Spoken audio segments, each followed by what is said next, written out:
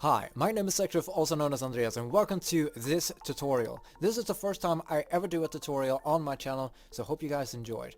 This sort of machine that I've had for so many seasons and so many variations of Minecraft, I think I started building this in 1.12 and forward, has had so many different kind of designs to it, but this is the latest 1.16 version of the Super Mobspawner that I call the SMS Maria. Many of you who have seen me stream have known and seen me talk about this specific kind of mob farm, so hopefully you guys are going to be enjoying and learning how to build it on your own worlds and on your servers. But anyways, let's get to it and see how this is done. Now, most of you peeps know how a mob spawner works. It's going to be a little bit up in the sky. It needs to have a certain amount of like waters and trapdoors and all of that jazz that you sort of recognizes from different kinds of things. And usually when you think about mob spawners, you have to think about the cage spawner or that giant ugly thing with cobblestone that leads down into a pipe and you slice and dice those mobs. Well, we're not going to be doing any sort of ugly build. We're going to do something really pretty, something really efficient, and something you can do quite early game if you have the time and resources to actually focus on this kind of build, because it will give you so much back afterwards. So anyways, let's have a look on what you need to think about when it comes to this particular build. So this is going to be the project you're going to be working on for the coming few hours, and it is a magnificent project you're going to be building. So I'm spinning around this so you get a good idea what the end product is going to be looking like and how you're going to be building it. We're going to be going in step by step and build by build on how to make the entire thing function in one solid piece. The first thing we're going to be focusing on is what kind of blocks you can build this Super Mobspawner with. So here you can see I usually go for wood. And the interesting thing is in 1.16 we got two new kinds of wood. I would recommend these woods, there's a lot of wood in that sentence, because these are non-flammable wood. If your mob spawner would be struck by lightning, these will not catch fire or spread or anything like that. But I just want to stress out, by all of the mob spawners I've built using the birch, the oak, the spruce, whatever kind of overworld wood, it has never burned down due to lightning. So I just want to stress that out so you don't need to concern yourself about it.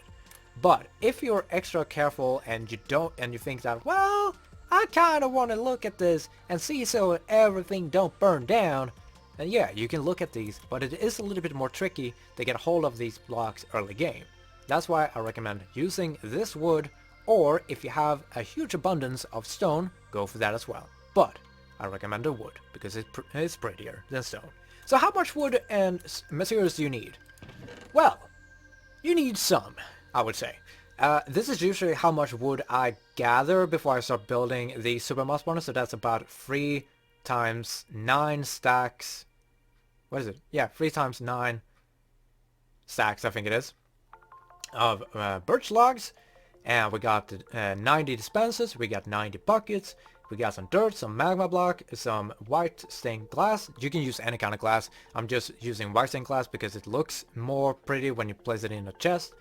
Torches, you need an abundance of torches, an abundance of signs, some water, some kelp, and about 9 minecart hoppers, 9 power rails, and about a lot of hoppers, but these two hoppers are just for the redstone mechanics later on, but you need a lot of hoppers later on as well. You need some redstone, some comparators, some repeaters, some sticky pistons, a lever, and some blocks that you're going to be building your redstone connections with. So don't you worry about that, don't you worry about numbers right now, just focus on gathering a lot of wood and a lot of iron because you're gonna need it. It's not going to be that kind of iron like, oh my god, it's almost like a beacon worth. It's not that much iron, trust me.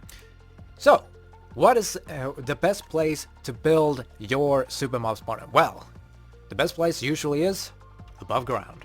So how high up do you need to build it? Well, you need to build it at Y200.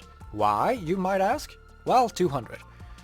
The reason why I want to build it at Y200 is usually because it gives you the freedom of doing some changes and some sort of like upgrading things that you might later on come to mind that I have not thought about. So 200 gives you the opportunity to extend it higher up by building more levels later on, and it gives you the opportunity to change your mechanism that is going to take care of all of the mobs that's going to be dropping down into your collective system and XP grinding. So let's go and look at what the next step is to build this. After you made a water elevator all the way up to Y200, you're going to be making this shape, as you saw in the beginning, a 3x3 area. Here you can place down your crafting table and a double chest. This is just to make you not jump up and down and have all of your items down on the ground. Take them up with you. That's a big recommendation. It took me too long to realize, yeah, that's a smart thing. So, how far do you need to build your draining system? The draining system is going to function as it's going to be pushing your mobs down to your collecting system that's going to be here in the middle. So you need to build 8 blocks in the beginning. You can see it here.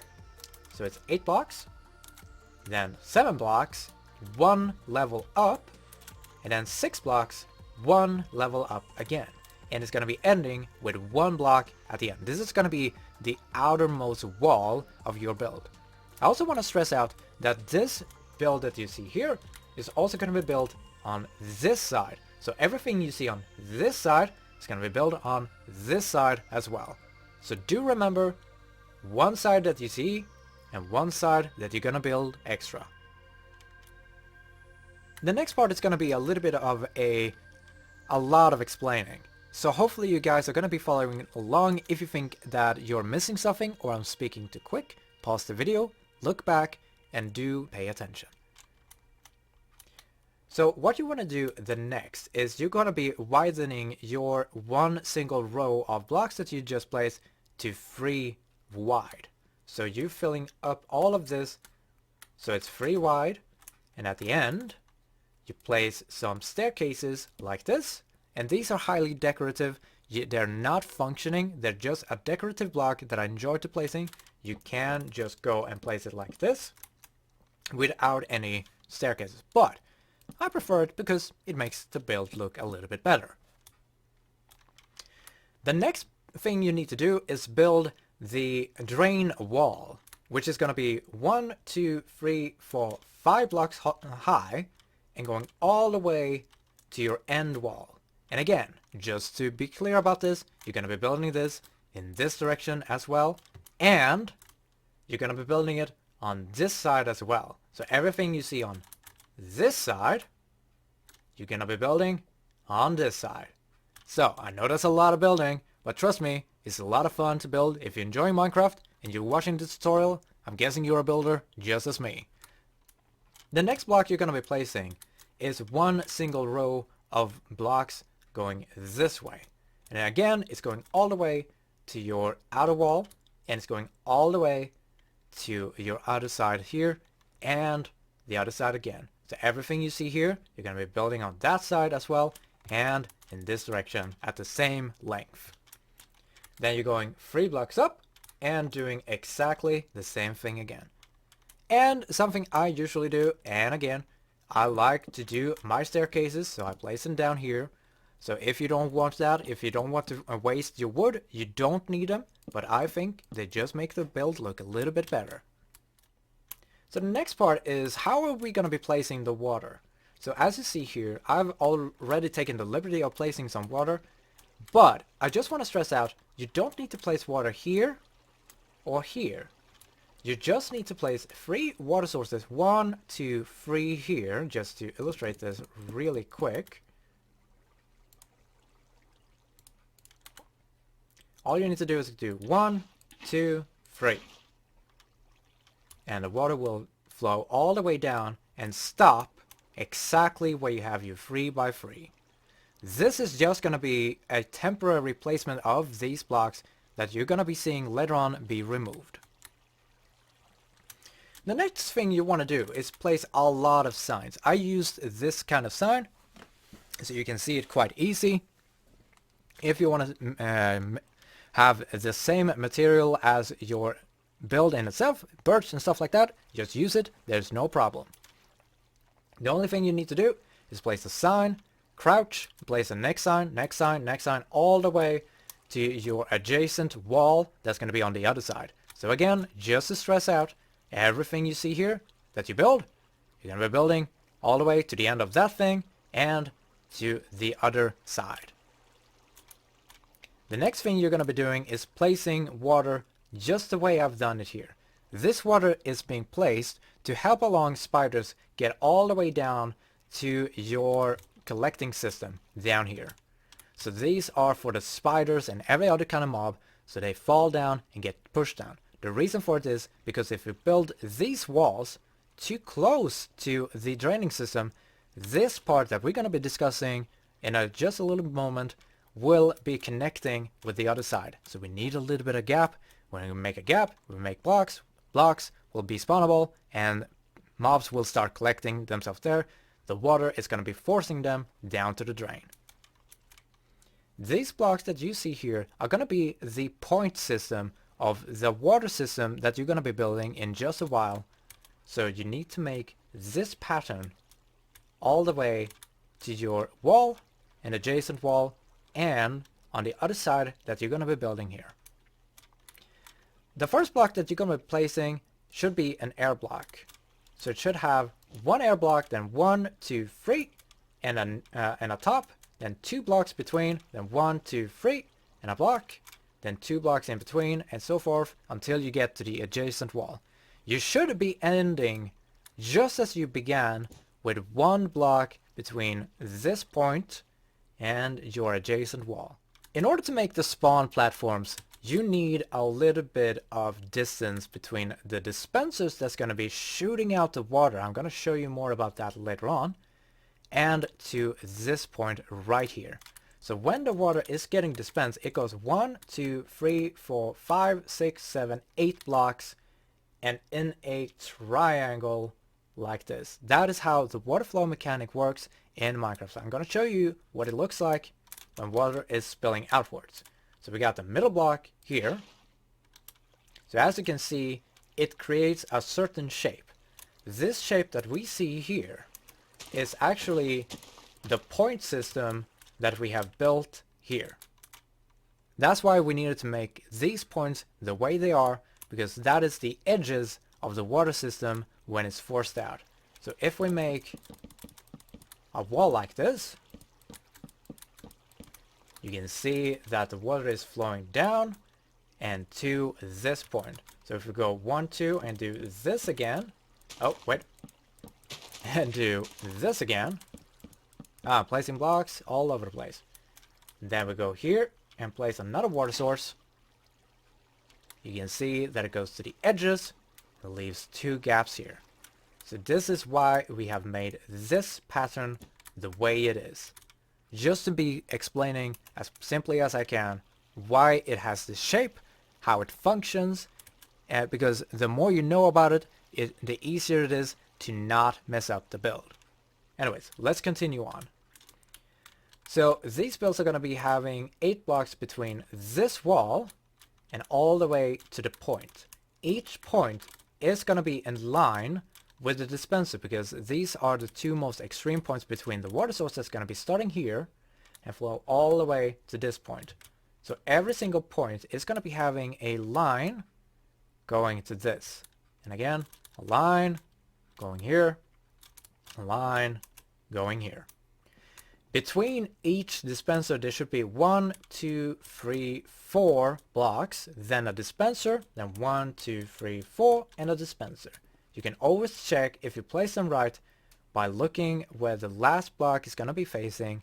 If you've been placing it here and looking out, and the last point is this block, the water will spill over and your machine will break. So be careful about where you place your dispensers. And again, just to illustrate, as you do on this side, you build on this side. So it should be having how many blocks between? 1, 2, and 3. So this is the space between that side and this side. The next thing you need to work on is how tall do you need to do each platform? Well, it should be no more than 2 blocks between one platform and the next platform. So the next platform is going to be identical to the previous platform. So everything you built down here is going to be built up here and go all the way to the adjacent wall and be exactly the same all the way to the adjacent wall. The next thing we're going to be talking about is the redstone mechanic. How do we link up all of these dispensers with water sources in them and make them flow the way we want them in this system? Well, we're going to be doing a very old-fashionable E4 hopper clock. If you want to have a look at this, go into E4's YouTube and look for E4 hopper clock to know how to build one of these. But I'm going to be really quick on describing how you build one of these. You're going to be having two hoppers facing each other. So you're going to be seeing this pipeline going in like this. Next to it, I'm just going to be nabbing some blocks. There we go. That. And I want one of these as well. I like those. I kind of like that one as well. So next to that, you're going to be facing away two comparators. That's going to be facing into a block, into a block. Next to the block, a piece of redstone dust, and a piece of redstone dust. Then you're going to be having a stick piston facing this way, and a sticky piston facing this way, and a redstone block here. Next to it, you're going to be filling up this with the amount of time that you want for your timer to be set on. I usually prefer to have it half a stack of redstone dust inside of this, to make this go back and forth, pushing this redstone block to a new position each cycle it does this. So let's wait. There you go. What you want is to connect this into a redstone line, like this, into a hopper that dispenses upwards, and into a comparator set to 4 ticks, and going along to its signal direction. This is to make one pulse tick, going all the way where we need it. So if we just wait a few seconds, there we go. You can see that this lit up a small signal. Now we're going to be seeing this in action just a bit. So in order to make an on-off situation for this mechanic, all you need to do is make that, crouch, place a bit of redstone, and activate it. This redstone will lock this hopper as soon as it collects all the redstone dust it needs. It will stop, and nothing will move. The reason why you need this, I will explain in a little bit. Here you can see the same mechanism as we built over here on this little platform. This pushes all the piston upwards, which sends a signal to a redstone torch tower. As you can see, the torches goes up in a zigzag all the way up to the last section. Each section is going to be having a redstone line that's going to be passing at the same block line as we have our dispensers. So make sure it's not above like this, because that will not work. It needs to be on this level, so it passes at exactly the same block level as your dispensers. So if we flip this one on, we're going to see it starts ticking. This is going to send a signal going all the way up here, activating the dispensers, and hopefully we're going to be seeing how the water system functions in this farm. There we go. Let's see here. Now the water is being dispensed, and you can see it going all the way to the edges. Now imagine there being a lot of mobs standing here. They, just like me, are going to be pushed all the way to the edge and then drop down, flowing down into our draining system and down to the mob collection area. After the cycle has done its bit, it's going to send a new signal, and the water will retract, and new mobs are going to be spawning all over this place. As soon as the mobs have spawned, the water will again shoot out and push them down, and a new cycle begins of mobs spawning, pushing down, mobs spawning, pushing down. And that's the entire mechanic of this farm. Now again, this is just a small show and tell on small sections of the entire build. on how this is gonna be built. So the collecting system you're going to be needing for all of your mobs that's going to be dropping down into your drain system is going to be this design that you see here. So I'm going to go step by step on how to build this thing here quite easily. So first of all, you need to get yourself below the mob farm. Now how you do that is wholly up to you. If you want to use water and just water elevate yourself down a little bit and placing some blocks down until you get yourself to a good platform, you can do that. The most important thing to think about when you're doing this is that you need to have a good distance between you and the mob farm. So this is a short version. I would recommend building so you're about 14 blocks below the mob farm itself. The reason why I'm saying at least 14 is because there's a little bit of difference between here and where you're going to be standing. So you need about 24 blocks between you and the mob farm itself in order to make it as efficient as possible for when you're gonna make this into an XP farm. Like I said again, we're gonna be going this step by step. So first of all, you get down your 14 levels. So you go here, placing down a chest. Now this chest is just temporary. You can use a regular block if you want, as long as you have a exit point for your hoppers that you're gonna be placing. So you go 1, 2, 3. Then 1, 2, 3 facing inwards, and again 1, 2, 3. So you should have a 3 by 3 hopper arrangement. The next thing you're going to be doing is making a frame around these, and you're going to be making it one block up like this. So go 1, 2, 3, 1, 2, 3, 1, 2, 3, and 1, 2, 3. I usually don't do any corners, but if you want corners, you can absolutely have that. It's totally up to you. So you do that. Then you go an X row, 1, 2, 3, 4, 5, and go all the way around like this. So you should have 2 blocks above your hopper alignment. The next thing you're going to be needing is 9 golden rails. 1, 2, 3, 3, 4, 5, 6, 7, 8, 9. And then 9 hopper minecarts. So 1, 2, 3, 4, 5, 6, 7, 8, 9.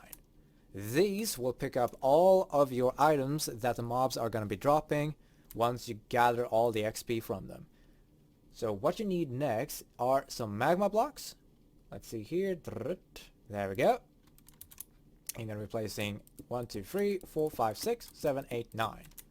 Above them, you're going to be placing dirt. 1, 2, 3, 4, 5, 6, 7, 8, 9. And then you're going to be needing some glass. So you're going to be doing this as your main pipeline. So you're going to be doing 1, 2, 3, 1, 2, 3, 1, 2, 3, 1, 2, 3. And then build it all the way up, connecting to your mob farm like you see here. I'm not going to build it all the way up as we just built it before. So you can see how I built it over here. So it's going down 1 block like this and up to the side like this. Once you've filled this glass row all the way up to your connection, you're going to be placing water at the side of your new pipeline, and it's going to be flowing all the way down. Now you need to create infinite water source for this part, and that is why you need kelp inside of this. When you place down kelp, it creates an infinite water source the more it grows. So you want to place it all the way up to the top like this. The next thing you need to do is break the dirt. So you break it like this. Here you go. And the last thing you need to do is to get yourself a bucket of water and place it on each and single one of these magma blocks. You go 1, 2, 3, 4, 5, 6, 7, 8, and I can't place there because there's no magma block. See, 9. So let's say there's a magma block there. So here you can see a cross section of how it would look like. And now, as you can see, we get a bubble effect that is sucking down all of the items of all of the kelp. And you can check that real quick by clicking on this chest, and you can see all the kelp that you placed have been broken down, sucked down into this, and these sort of mechanics will function on your mobs as well. So they will be sucked down, and in between here you now can place a little bit of a barrier block, one block down below, and place some slabs like I've done here. And all you need to do is take your sword and wait for the mobs to start raining down. So when the mobs start raining down, you just slice and dice and take all of the XP that you want, all the loot that is being dropped down is going to be collected in your collecting system. Now this chest just represents a collecting system of any kind of sorts.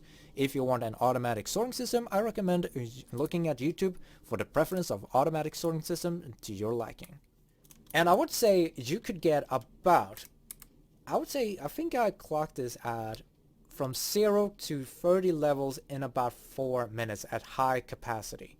And that's kind of impressive for an early game mob farm. So if you really like this, hopefully you're gonna be enjoying this build a lot. If you have any questions or anything about this build, please do comment down below. I will try to explain a little bit better, but like I said, this is the first time I ever do a tutorial, so I'm a noob. I'm a massive noob. So hopefully, if I've mispronounced something, I'm gonna blame that I'm a Swede. English is not my first language, but I hope you guys enjoyed this. My name is Sektrif, also known as Andreas, and if you haven't already, don't forget to click on that subscribe and give a like and comment down below.